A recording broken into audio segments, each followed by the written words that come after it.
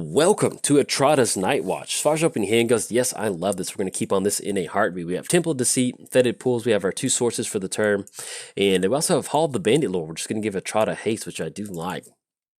So let's go and lead off with Temple of Deceit. Let's go and get the Scry going. The Scurry, the Fever, the Insanity, the Descent. All right. Substantiate. Yeah, let's go ahead and put that on top. I like that. Be some good. We got some good tempo delay. Yeah, let's go and put that on top. I like that. And then we're going to go and pass the turn to our opponent. We're playing Etrata, the Silencer. It looks like we're going to be hunting Queen Marchesa. There's only going to be one Queen Lady of Ravnica. We're going to make sure it's Etrata. She cannot be blocked whenever she deals combat damage to a player. Exile target creature that player controls. Then put a hit counter on that card. That player loses the game if they own 3 or more cards exiled with Etrata. Then we shuffle Etrata into our library. We're playing its Queen Marchesa.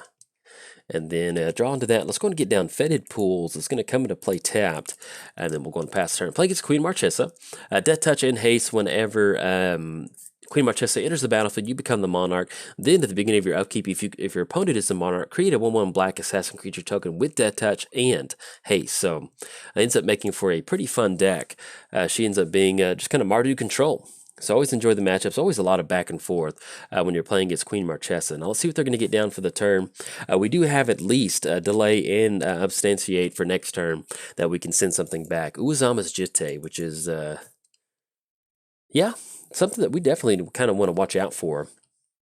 And then Hero's Downfall. Okay, we draw into Urborg. Yeah, let's do this. Let's go and get down Urborg.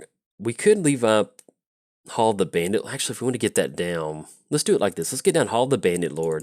That way we can at least swing in with the Trotter for next turn, and that still keeps us on delay or bouncing a creature back to their hand. I thought about going for Urborg with Hero's Downfall, but at this point right now, even if they go for Uazama's Jitte onto Grim Lavamancer, that's going to be 2 mana that they have to equip onto that creature, and with us bouncing it back to the hand, that's going to allow us to kind of stop that for the turn. All right, so they're going to be going for Duress on this. Yeah, let's go and bounce Grim Lavamancer back to the hand. That way they don't get any charge counters on Uazama's Jitte. And then next turn we can go for Etrata, and if they recast Pyromancer, then we can at least have something to exile with Etrata. Alright, then off of that Duress, they end up taking Hero's Downfall, which, not too bad. It'd be nice to hold on to that, but we still have delay for Queen Marchesa, and they're going to have to basically re-get down Grim Lavamancer, and that's going to be a perfect target for us to go with Etrata. Now, unfortunately, we don't have a ton of mana at this point right now, and so we're going to have to basically just kind of, I guess we could go for Transfigure if we wanted to. Yeah, I think we're okay with that. I was trying to decide how we wanted to either shuffle a Trotter or send her back to the command zone. Let's go and go for Marsh Flats. Let's go and crack Marsh Flats. Yeah, let's go and send her into the graveyard. Well, excuse me, into our library. If we send her into the library, put it onto the battlefield. Yeah, I kind of like sending her back to the command zone because we have Hall of the Bandit Lord, and that's going to make a big difference in this matchup. So we'd have to exile a card out of our graveyard. Let's go and exile Marsh Flats. Let's go and grab Underground Sea, and then let's go and swing in with Etrata. We're going to take a little bit of damage off this, but giving Etrata haste is exactly what we want to be doing in this deck.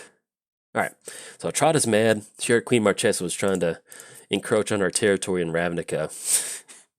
I kind of like it. I like the Powerhouse Women matchup. Queen Marchesa versus Etrata. I like it. Alright, so we're going to get the Etrata trigger. We're going to go and exile Grim Lavamancer, put a hit counter on Grim Lavamancer.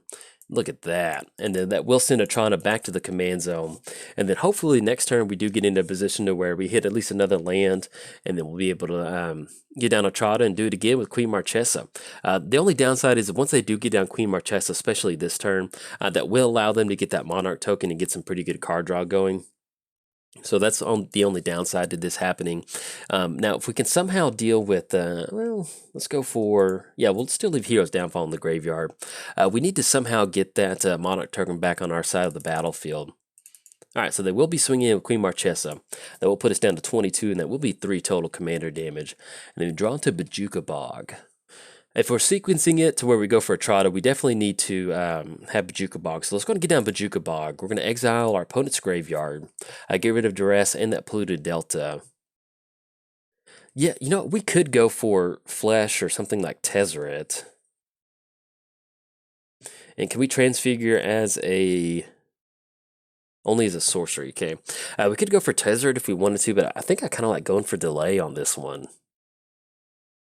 We go for Tezzeret, we go for the put an artifact in our hand. That might give us a little bit of extra mana.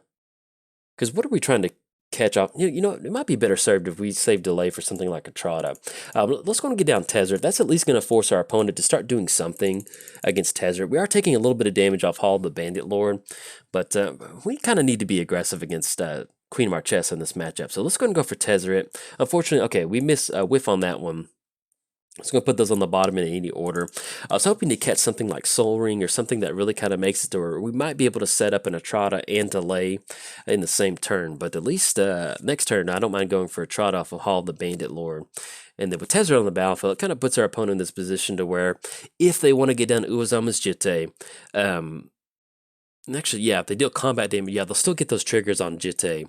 But thankfully, with them being only 2 counters on there and Etrata being a 3/5, that's going to still allow us to kind of survive that Uazama's Jitte counter activation.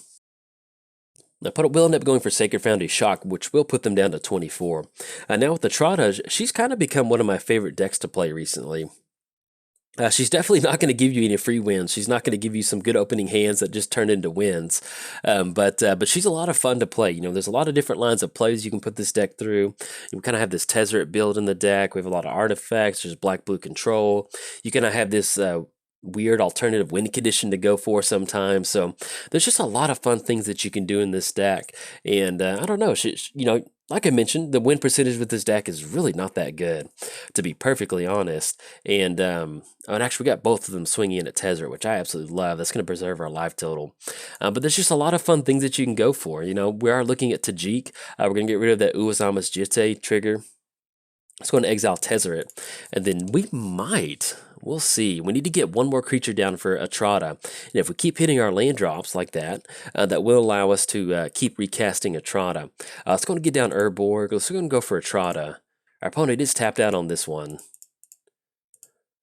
But we're going to take a good chunk of damage next turn. And that's one of the downsides of this deck is that I found that I'm always able to get down to 2 hit counters with Etrata.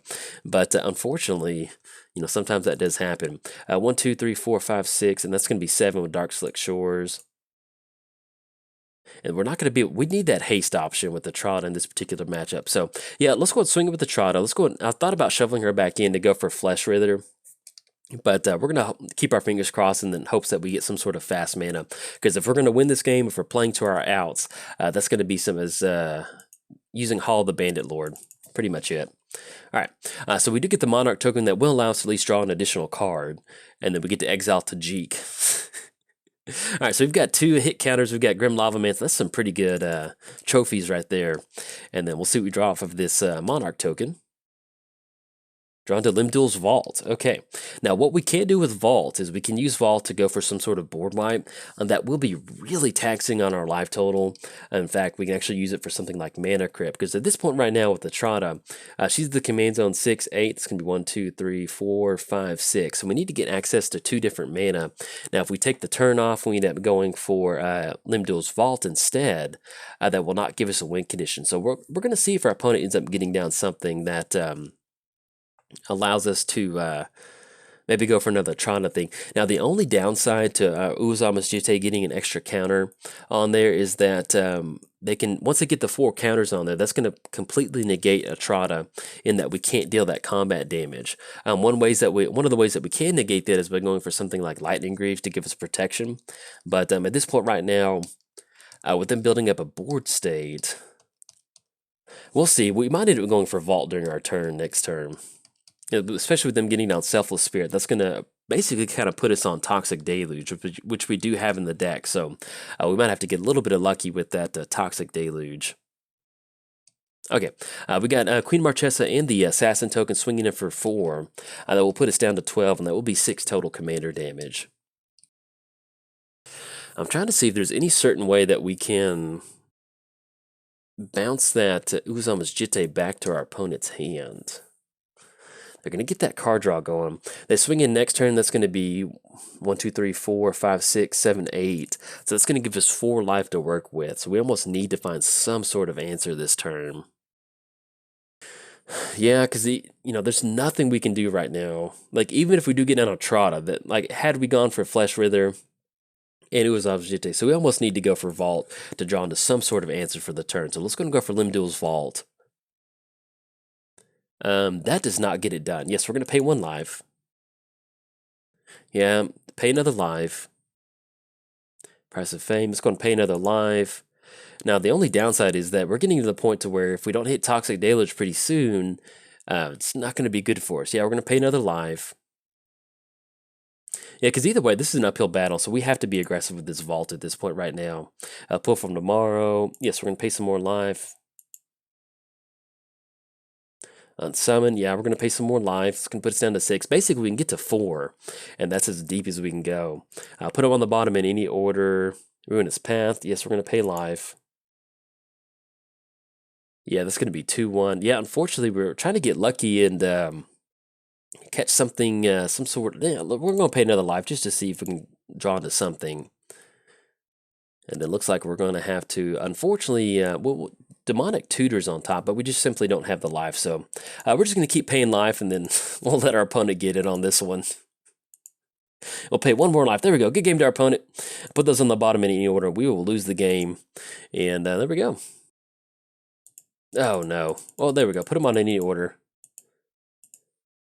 All right, there we go. We're going to lose the game. That was kind of an uphill battle. You can see how fun Etrata can be sometimes. But when you're playing against something like Queen Marchesa, where they've got a ton of answers, something like Uazama's Jitte, had we had the artifact support, let's say that we could have gotten down like something like Mana Crypt and Soul Ring, that would have put us in a position to where we could have swung in with haste off of Hall of the Bandit Lord and gone for something like Gifted Aetherborn to be that last hit counter. But unfortunately, that's the name of the game, and definitely enjoyed the game, but it looks like Queen Marchesa is going to be successful in this particular matchup. So, if you enjoyed the video, like and subscribe. Thanks. Bye. Welcome to Etrata's Night Watch. As far as opening hand goes, yes, I love this. We're going to keep on this one. We only got 1 lane in the hand, but that's going to be a quick Vampiric Tutor on Ancient Tomb and Charcoal Diamond. I like that a lot.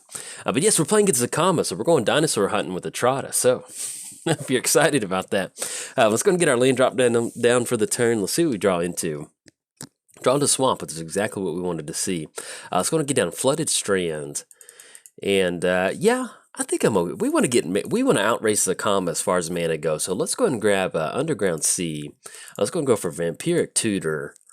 And let's go and grab that Ancient Tomb. I think that sounds like a pretty fun deal. I was going to get down Ancient Tomb. I mean, we'll get it down next turn, and then we're going to go and pass the turn to our opponent. We're playing Etrata, the Silencer, the Dino Hunter.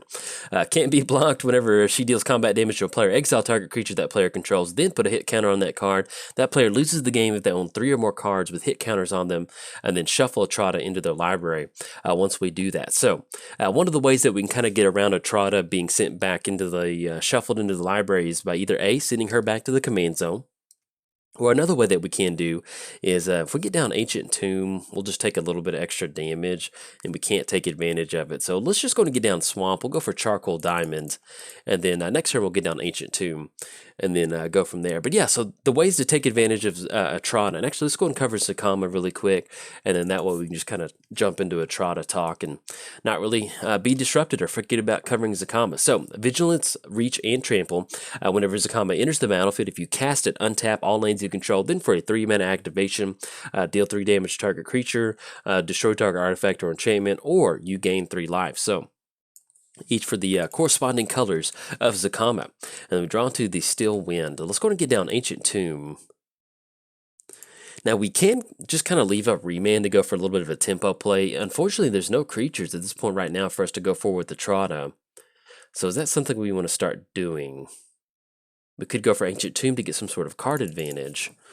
You know what? Let's just go and pass the turn. Let's see if we can't catch something with Remand, and then, with no really creatures from our opponent, not really much that we're not really wanting to swing in with the Etrata at this point right now. I guess technically we could to get some commander damage going, but I kind of like going for a tempo play. Yeah, let's go for Remand. That'll be a perfect thing to go. That allows us to cash in some card draw and kind of stop that, because we could leave it for Zakama, but at this point right now, we just want, oh, there we go, Drawn to Damnation. I like that. All right, so yeah, let's go and go for Etrata, and especially with us having some of these different ninjutsu creatures in the hand, let's do that. If we wanted to, we could go for Demonic Tutor on one of our mana rocks. You know, let's just go and hold on to Demonic Tutor until we absolutely need it. That's going to be the better thing for us to do. So let's get down to Etrata, and then we're going to go and pass the turn to our opponent. That's going to put us on going for Ninja Deep Hours for next turn. We can ninjutsu that creature into the battlefield, and especially if they do get down Burnished Heart, that allows us to exile that creature with Etrata, or at the very least kind of keep that creature off the battlefield. This is Vastwood Seer. We will definitely be hunting her. That's going to get another land on the battlefield, and then we can still go for the Ninja Deep Hours to kind of get Etrata back into our hand and kind of keep us on that game plan of dinosaur hunting. I like it. So that'll put a force on the battlefield, and then we draw to Bloodstained Mire. Let's go and get down Bloodstained Mire. And that's one of the cool things about Etrata is that you kind of have to work with her in making sure that she stays in your hand. You know, you can always send her back to the command zone, but for the most part, you can be able to cast her as cheaply as possible. All right, so we're going to swing in with Etrata, deal that combat damage. Let's go and go for... I guess at this point, that's going to be 4 mana. There's not really much else that we want to do. Yeah, let's go and go for Ninja of Deep Hours. So we're going to return Etrata back to our hand. We're going to exile Nissa, and then that still gives us just enough mana to recast Etrata. So let's go and crack Bloodstained Mire. Let's go and shock in over Watery Grave. We want to have access to as much colored mana as possible, so we can definitely take the hit on some of this life loss. It's going to be White-Black and then Ancient Tomb. Get down to Etrata again, and then we're going to go and pass the turn to our opponent. So we do at least have 1 hit counter on Nissa. Oh, look at that. Look at that counter. Looks so good.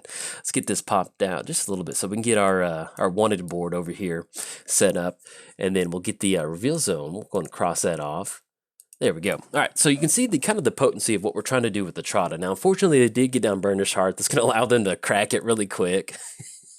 They don't want Etrata getting that one, but at least we got 1 hit counter. That's kind of one of my, Etrata's a really fun deck to play, but there's just sometimes where she just doesn't really pay off sometimes. And so, so we're looking at Zakama coming down. I almost kind of want Demonic Tutor for some sort of counter spell. I think we should do that. All right, we're drawing to pull from tomorrow. Let's go and get this over here, our hit counter. Let's go and swing in for 2 and then 3. So on swing in, that's going to be 5 coming across on our opponent. And I think at this point, we don't have to worry about Etrata getting that trigger or anything.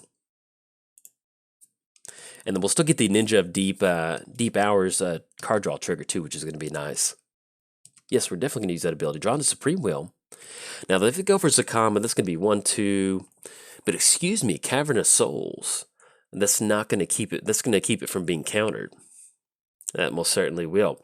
I just now thought about that Cavernous Souls. Glad we didn't tutor for a for a counterspell. That would have been really bad. Let's go and go for Demonic Tutor, and let's go and grab a piece of removal at this point right now. We do have a Ruinous Path in our hand, but we're going to grab some sort of spot removal. Yeah, let's go and grab a Doomblade, because that's going to be a non-black creature. All right, so we grab Doomblade, and there's not really much else that we can do at this point, so let's just go and pass the turn to our opponent. So once they do get down Zakama, that will allow them to untap their lands, but thankfully with us having Doomblade, we can at least destroy Zakama before they get the opportunity of untapping, before they get the opportunity of using all those activated abilities with Zakama. They still get to untap their lands, which is a little bit of a bummer, but at least we do have some sort of answer for Zakama at this point right now. Now, depending on how much mana they've got, they might be able to recast Zakama or something like that. Keeper Progenitus, whenever a player taps a mountain, forest, or plains for mana, that player adds 1 more of that type that could be produced. Now, if you're keeping score at home, that is all of not our lands, so we don't really get to do anything with that. A little bit of a bummer. And with them getting that down, it's going to be 1, 2, 3, 4, 5, 6, 7, 8, 9, 10. So that will allow them to go for Zakama. Yeah, we just don't want them to untap with Doomblade. That's not going to be good. That's going to be a ton of mana, though. Ooh, good night. Okay, I was about to say, if they're not going to tap down Cavernous Souls, then we'll go for the Supreme Will in a heartbeat. That'll be real nice. But we'll see what they get going. Okay, so we have Zakama entering the battlefield, and it cannot be countered, which, yeah, that's fine. So we'll probably end up going for Doomblade on Zakama. Argument could be made for Keeper of Progenitus, but with them untapping with Zakama, 3 damage, that's just not something we want to mess with. So let's go ahead and go black, and then 1 off of Ancient Tomb. And even then, with them having 2 green mana floating, they still don't get the opportunity to do anything with the activated abilities. Now, the Keeper of Progenitus is basically going to negate them doing that, but got to do what we got to do. Wasn't really anticipating a Keeper of Progenitus coming down. Oh, goodness. Probably need to get down Dictate of Karametra. Whenever a player taps a land for mana, oh, that is... I think, we got our lands tapping for 3 per turn now. This is... This is getting pretty brutal. We do have Damnation. That does allow us to blow the entire board up. And we also still have Ruinous Path. But at this point right now, they get an untap off of that. That's... Oh, this is going to be... This ain't looking pretty. If you're keeping score at home, please turn away. Don't look at the screen. Just don't. Don't look anymore. And actually, now think of Cloudstone Curio. I think they can basically just keep casting Zakama. We'll see what they get going, but I'm pretty sure that's what's going to happen. Okay, so our opponent's going to basically, with Cloudstone Curio, I'm going to go and scoop it up just to save them some time. So basically what's going to happen is with a Primordial Sage and Cloudstone Curio and just, anyway, basically they're going to be able to keep casting Zakama and end up with a ton of mana on the battlefield, ton of options to go for, blow up everything on the board, get a ton of creatures going, and then probably, more than likely, get down something like Craterhoof to close the game out. So, unfortunately, we were able to take care of Nissa, but our dinosaur hunting was, we were not successful. Zakama found us and ate us, so that's it's not a lot of fun. Anyways, if you enjoyed the video, like and subscribe. Thanks. Bye.